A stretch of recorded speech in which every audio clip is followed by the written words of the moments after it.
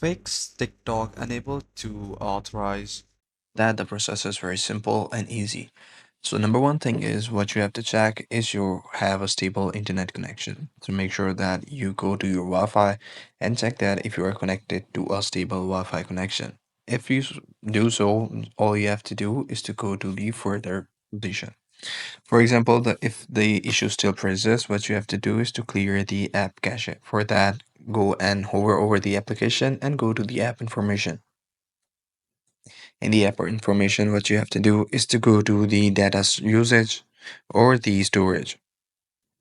In the storage, go to the cache and go to the clear all data. By doing so, your data of the application will be all cleared up. So the number third thing is if the still issue still persists, what you have to do is to go and update the application. For that, make sure that your application is up to date. After that, the next step is go to your settings. In the settings, go and sign date and time. Make sure that your data time is right and you're not using any sort of the other time zones. So that way you will be able to solve this issue. If the issue still persists, go ahead and uninstall the application and install it again.